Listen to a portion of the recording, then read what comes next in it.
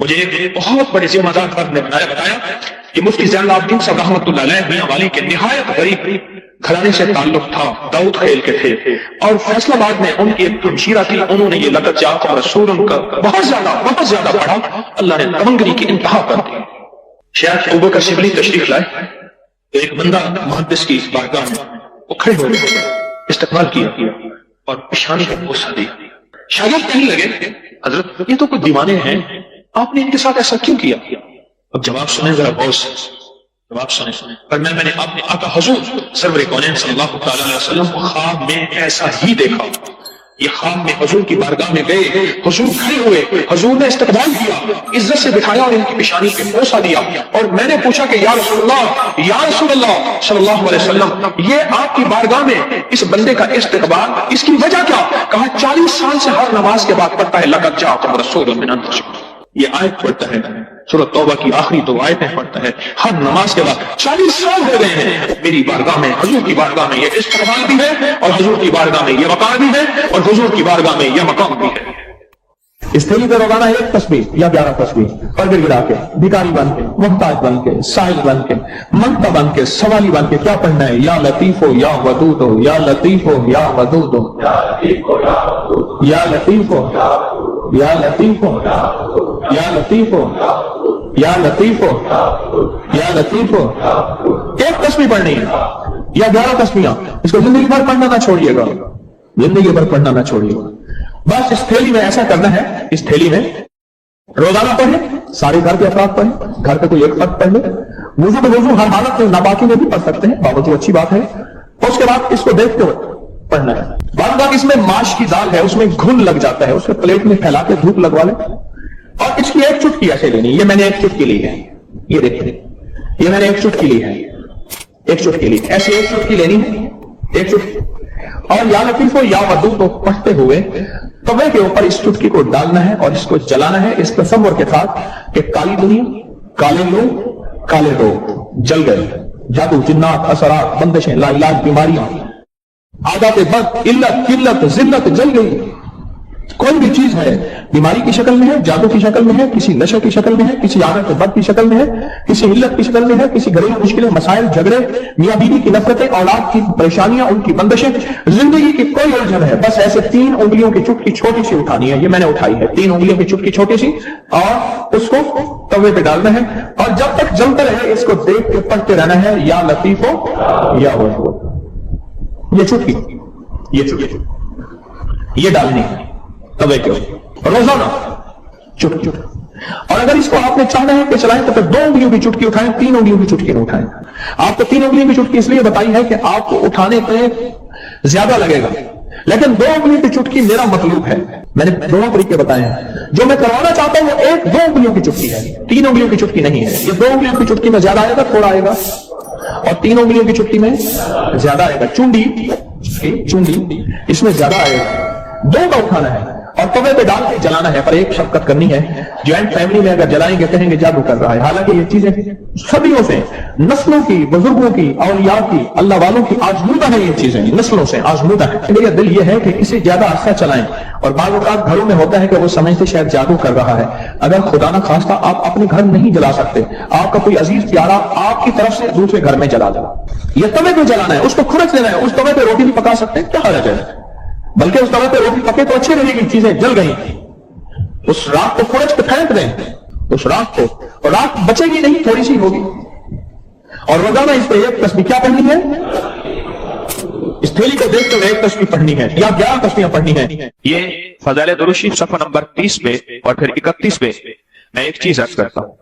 حضرت بشیر نے عرض کیا رضی اللہ تعالی عنہ، یا رسول اللہ صلی اللہ علیہ وسلم، اچھا نا میں بھی بعض اوقات بھول جاتا ہوں، میں بھی آئندہ اصلاح کروں گا، ہم کیا کرتے ہیں صلی اللہ علیہ وسلم، درود کو پورا کھول کے پڑھا کریں، یہ صلی اللہ علیہ وسلم یہ درود ہے، پورا کھول کے پڑھا کریں، عظمت سے پڑھا کریں۔ تو فضائل درود شریف کے صفحہ نمبر 31 میں پڑھ رہا ہوں، حضرت بشیر نے عرض کیا، یا رسول اللہ صلی اللہ علیہ وسلم، اللہ جل شانہ نے ہمیں درود پڑھنے کا حکم دیا ہے، بس ارشاد فرمائیے کہ کس طرح آپ پر درود پڑھا کریں۔ خود اللہ کے حبیب سے پوچھ رہے، کون؟ غلامان مصطفیٰ، صحابہ رسول، کہ آقا ہاں پھر آپ پہ درود کس طرح پڑھا کریں؟ کہ اللہ نے بھی حکم فرمایا ہے کہ یا ایھا آمنو صلو صلو علیہ وسلموا تسلیما۔ اب سنیے ذرا غور سے، سنیے ذرا غور سے، حضور نے سکوت فرمایا، آپ نے خاموشی فرمایا، یہاں تک کہ ہم تمنا کرنے لگے کہ وہ شخص سوال ہی نہ کرتا۔ حضور اتنا خاموش ہو گئے آقا کہ یہاں تک کہ ہم تمنا کرنے لگے کہ شاید اس نے کوئی غلط سوال کیا یا کیا کیا، ہم سوال ہی نہ کرتے۔ اب میری طرف دیکھیں ذرا غور سے، وہ درود پاک پڑھ رہا ہوں، پھر حضور نے ارشاد فرمایا کہا کرو اللہم صلی علی محمد وعلی آل محمد، اور اس کو یوں بھی پڑھ سکتے ہیں اللہم صلی علی محمد وآل محمد، میں یہ درود پاک پڑھا کروں۔ اللہ نے ساری دنیا کے بیٹے، رزق، نعمتیں، نسلوں کی سعادتیں ان دو مبارک بولوں میں رکھے ہیں۔ اس عمل سے مشکلات ٹلتی ہیں، مرادیں ملتی ہیں، صرف دو لفظ ہیں بس۔ اللہ نے انجیل کی قسم اٹھائی ہے، والتین، قسم ہے مجھے انجیل کی۔ انسانی زندگی کی ابتدا میں انتہا ہو جائے تو شاید پھر قسم اٹھائے۔ اللہ نے قسم اٹھائی ہے، مجھے قسم ہے انجیر کی، مجھے قسم ہے زیتون کی۔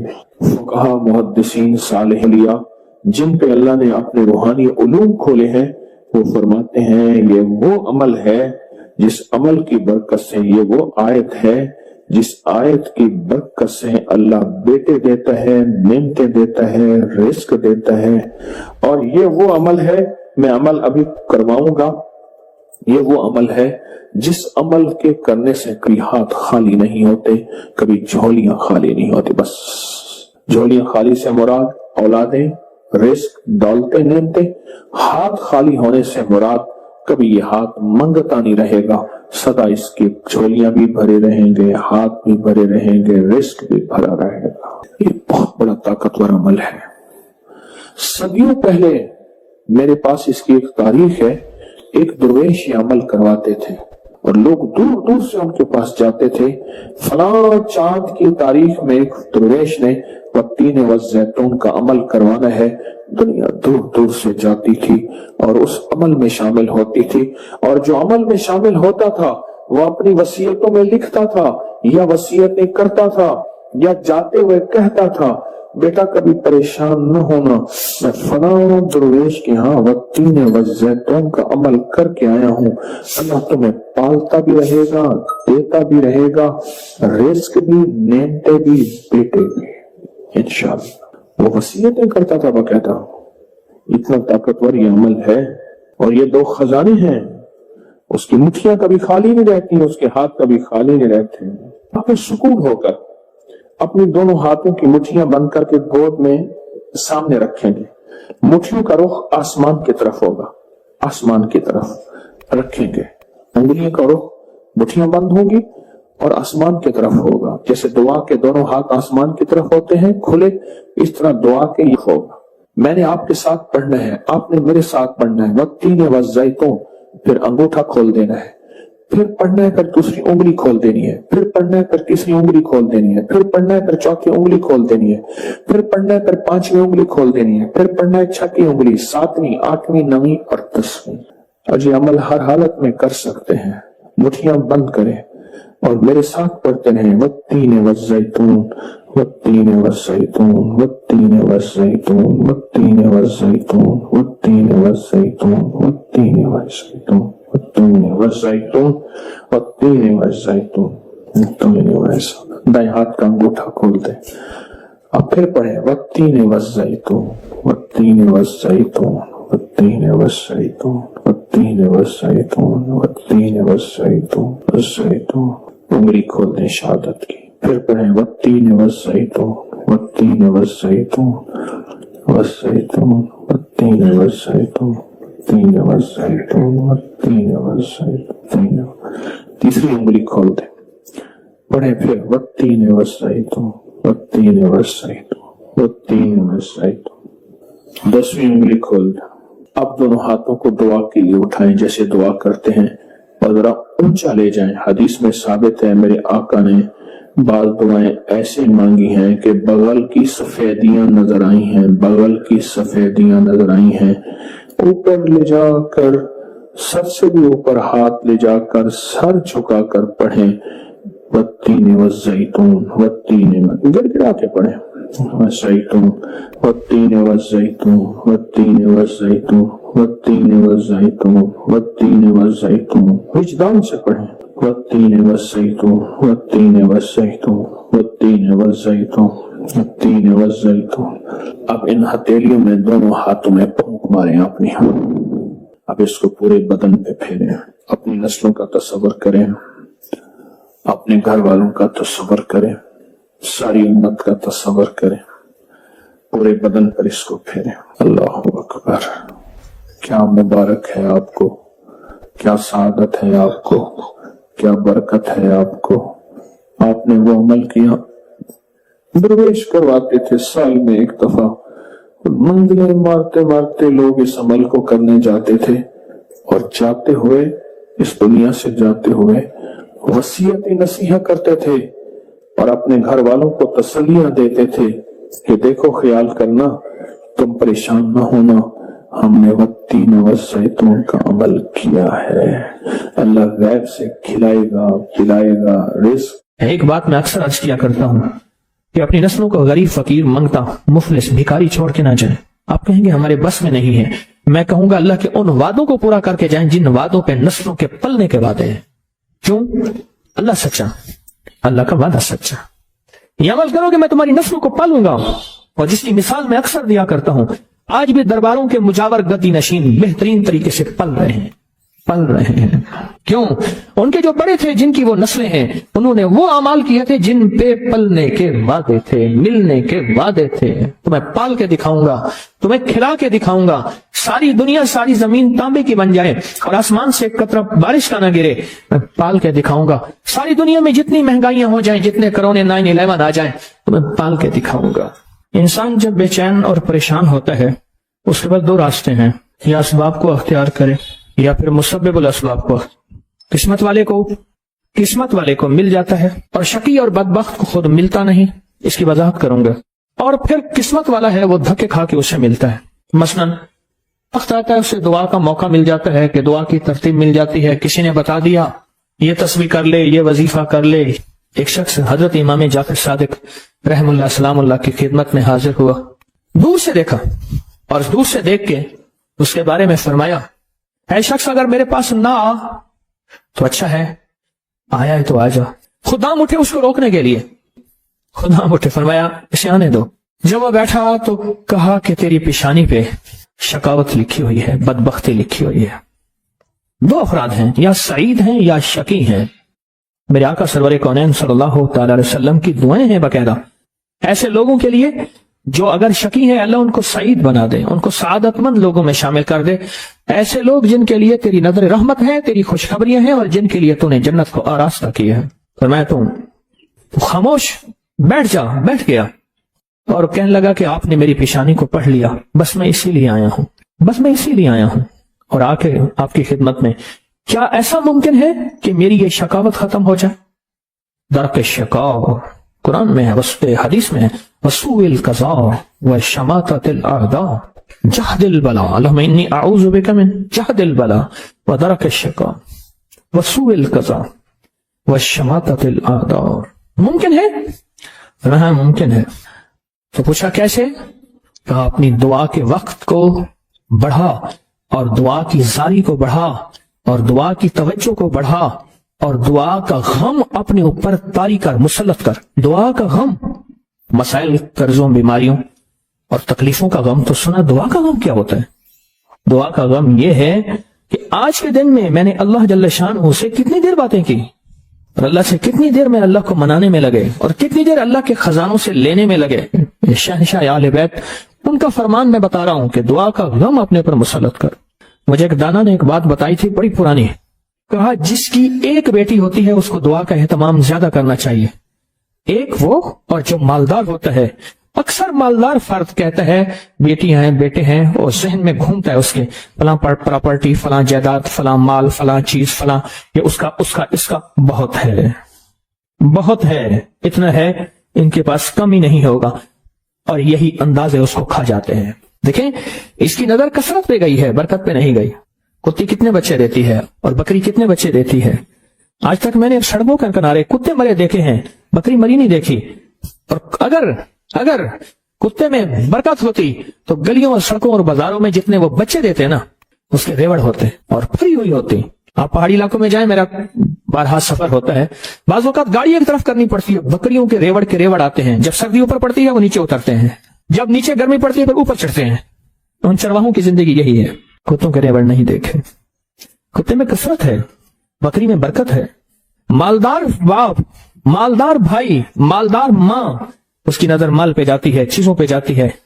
آنے والا وقت مشکل آلا، مہنگائی بڑھ رہی، حالات بڑھ رہے، چلو اس کے لیے فلاں جائیداد ہوگی، اس کا کرایہ آتا رہے گا، اس کے لیے فلاں زمین ہوگی، اس کے لیے فلاں نظام ہوگا، اس کے لیے فلاں فیکٹری ہوگی، اس کے لیے فلاں مل ہوگا. ایک وقت آتا ہے وہ کثرت ساری چھن جاتی ہے، اور اگر کوئی برکت کا ذرہ ہے تو وہی باقی رہتا ہے. میرے ساتھ نا حج پہ ایک صاحب تھے، ایک سفر میں، ایک ہی کمرے میں ہم تھے، بابا جی تھے. تو مجھے کہنے لگے کہ میں نے اپنی زندگی میں اونچی نیچی راہیں بہت دیکھی، مال ضائع کیا، رنگینیوں پہ. باپ کی بہت جائیداد تھی، فلاں علاقے میں فلاں علاقے میں فلاں علاقے میں بہت زیادہ مال تھا، بہت زیادہ تھا. سارا میں نے ایسے نا ہاتھ کرتے تھے، ایسے پھونک مارتے تھے، کہہ رہے میں نے سارا پھونک دیا. کہ لگا جب کچھ نہ رہا پھر میں نے لوگوں سے لینا شروع کر دیا، مال لینا، ادھار لینا شروع کر دیا. پھر ایک وقت آیا لوگوں نے بھی دینا بند کر دیا، اور اب لینے والے میرے پیچھے پڑ گئے.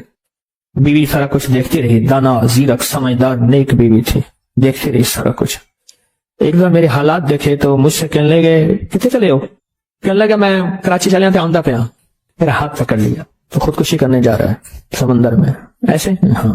کہنے لگا میرے ابے نے مجھے ایک جائیداد دی تھی تھوڑی سی، اور ابے نے کہا تھا بیٹی یہ حصہ ہے تھوڑا سا پر ہے بڑا برکت والا، اس کی چابی پکڑ کے دے دی، یہ بیچ کے آپ اپنا گزارا کریں. بیچ کے نا، کیونکہ دانا جو ماں ہے اور دانا بیوی ہے وہ آنکھیں پڑھ لیتی ہے، جذبے پڑھ لیتی ہے، کیفیت پڑھ لیتی ہے، اٹھے قدم پڑھ لیتی ہے، وہ پڑھ لیتی ہے. کہنے لگا میں نے وہ چابی لی، گیا دیکھا، میں دیکھا تو ایک بندہ آ گیا. کہنے لگا باؤ جی یہ تو آج تک بند پڑا تھا، آپ کون ہیں؟ کہنے میرا ہے. بیچو گے؟ قدرت کا نظام ہے، وہاں تک تھا محلہ، وہاں تک مارکیٹیں داخل ہو چکی تھی. میں لاہور اندرون شہر کی بات بتا رہا ہوں. مارکیٹیں گھومتی گھامتی وہاں پہنچ گئی تھی، اور وہ مارکیٹوں کے درمیان ایک مکان پڑا تھا. تو میں نے پوچھا کہ کتنا دو گے؟ کہا میرے گمان سے زیادہ. اس نے کہا اتنا دوں گا، جس میں میرے قرضے بھی اترنے تھے اور میں نے آگے بھی بڑھنا تھا. پر رزق حلال کا وہ چھوٹا سا مکان کہا میں نے بیچا. بس اس نے بیچنے کے بعد میرے جذبے، میری سوچیں، میری کیفیت بدل گئی. 7 سالہ دور چرخ تھا ساگر کا ایک جام. نکلے جو میں کدے سے دنیا بدل گئے، نکلے جو میں کدے سے دنیا بدل گئے. اور کہا کہ بس اس پہ میں نے جو پھر کام شروع کیا، جو مجھے رب نے برکت دی، جو مجھے رب نے نوازا، اور مجھے رب نے جو عطا کیا، اتنا اتنا اتنا. آج بھی زندہ ہے وہ بابا جی. یہ حلال تھا اور اس میں برکت تھی، کثرت نہیں تھی، اور کثرت ختم ہو گئی تھی. برکت نے اپنا رنگ دکھایا اور برکت باقی رہ گئی. اگر ہم چاہتے ہیں کہ اپنے بخت اور نصیب اور پیشانی میں کچھ بھروا دیں، مقدر، بخت، نصیب، عزت، دولت، رزق، روحانیت، تو کچھ وقت دعاؤں کو دیں. محمود غزنوی سے کسی نے پوچھا، بادشاہ بھی ہے، 1000 سال پہلے 1974 میں کابل میں زلزلہ آیا، اس کی قبر پھٹی. 1000 سال کے بعد محمود غزنوی ویسے کے ویسے تھا، اس کی کف کا کفن بھی میلا نہیں ہوا تھا کہ بلیا اسی مرنا نہ ہے، بلیا اسی مرنا نہ ہی، گور پہ کوئی اور. اللہ کے عاشق زندہ ہوتے ہیں. تو کسی نے پوچھا محمود سے، محمود غزنوی رحمت اللہ تعالی علیہ سے، کچھ ماہرین تھے جو اپنی اس دور کی آلات سے راستہ نکالنے کی کوشش کر رہے تھے. یہ بابا جی ایک دن انہوں نے ہل جویا تھا اپنے بیل سے، ہل، اور دوسرے دن ان ہلوں کو بیج ڈال کے پانی لگا رہے تھے. انہوں نے ہل والے دن ان سے کہا دیکھو بات سنو، تم لگتا ہے فلاں سمت کو تلاش کر رہے ہیں. اس نے دیہاتی اس بندے کو دیکھا جو کوئی بوڑھا بھی نہیں ہے. ہاں ہم وہی سمت تلاش کر رہے ہیں. کہا وہ سمت تو کوئی مسئلہ نہیں ہے. ایک شاخ کو توڑا، اس کو 2 حصے کیا، ایک کو ادھر رکھا، ایک کو ادھر رکھا، اس کے درمیان سے ایسے ہاتھ مارا، وہ سمت سیدھی کی سیدھی وہاں جا کے پہنچی. کہا یہی تلاش کر رہے ہیں. کہا ہمیں تو زندگی گزر گئی ہے تلاش کرتے کرتے. اچھا اس کے بعد وہ صاحب پھر جن کو وہ بابا جی کہتے تھے جبکہ وہ جوان تھے، وہ بابا جی پھر سے اپنے کام میں مشہور ہو گئے. انہوں نے جا کے اپنے افسر سے کہا، انگریز افسر سے، ایک بابا جی ایسے ہیں جوان سے ہیں، انہوں انہوں نے ہماری منزل آسان کر دی اور یہ کیا. اس کو بلاؤ, لگتا ہے کہ اس کے پاس خفیہ علوم ہے, اس کو بلاؤ. اس کے پاس دوسرے دن اس کو بلانے بھیجا تو اس نے کہا جس کو ضرورت ہے یہاں آئے, میں نے لنگر چلانا ہے, درویش میرے پاس آتے ہیں, میں نے کل بیج بویا ہے,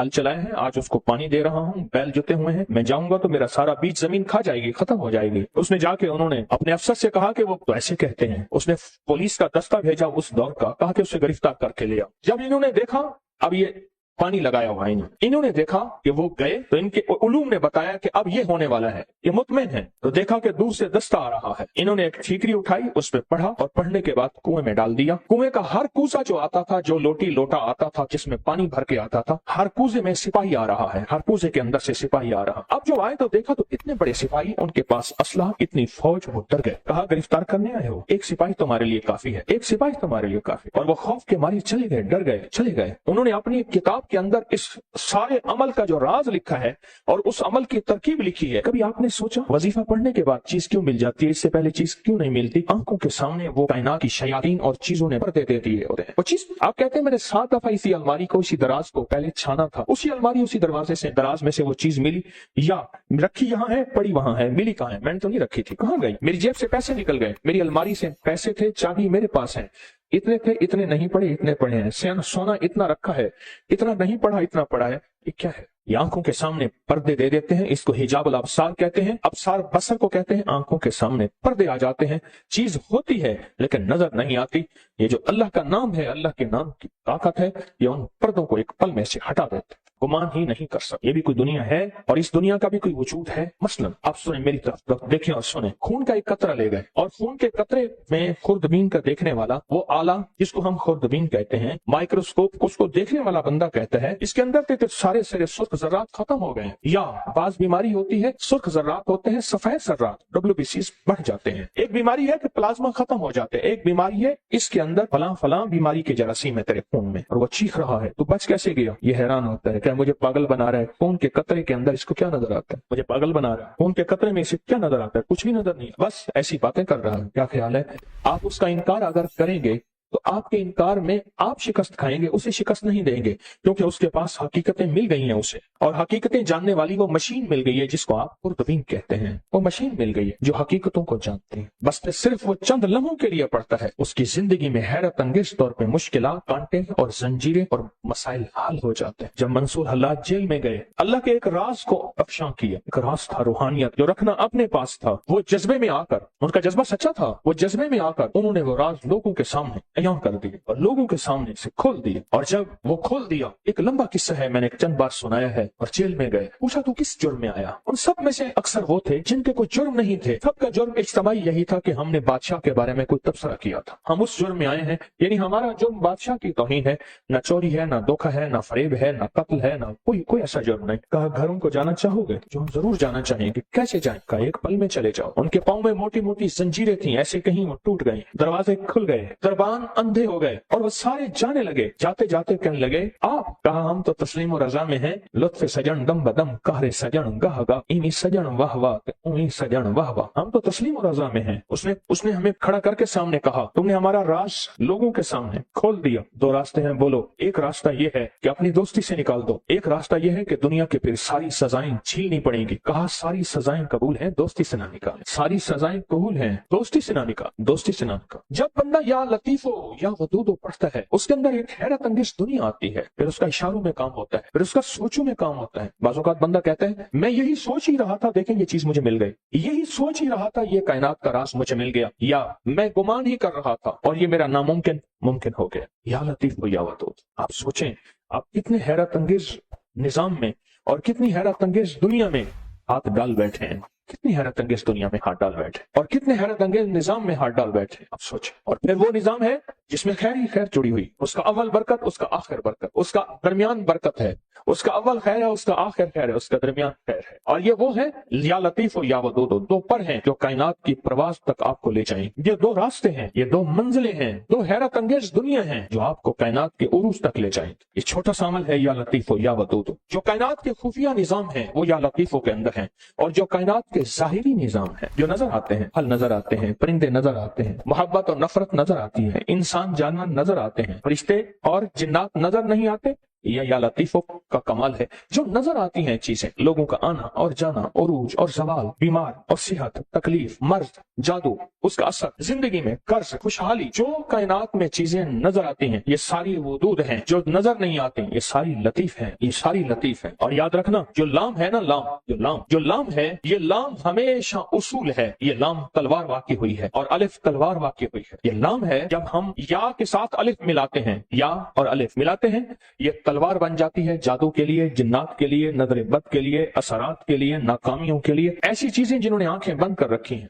یا لطیف و یا ودود کا عمل کرنے والا عامل بن جاتا ہے، یا لطیف و یا ودود کا عمل کرنے والا کامل بن جاتا ہے، یا لطیف و یا ودود کا عمل کرنے والا حیرت انگیز طور پہ صاحب تسخیر بن جاتا ہے، اور یا لطیف و یا ودود کا عمل کرنے والا زندگی میں ایسے حیرت انگیز روحانی دنیا پاتا ہے، روحانی علوم پاتا ہے، روحانی لطائف اور کمالات پاتا ہے جو عام انسانی کی عقل تو سوچ گمان میں ماورا ہے، انسان سوچ ہی نہیں سکتا کیا یہ بھی کوئی دنیا ہوتی ہے یا دنیا میں یہ بھی کوئی نظام ہے، انسان گمان نہیں کر سکتا، سوچ ہی نہیں سکتا۔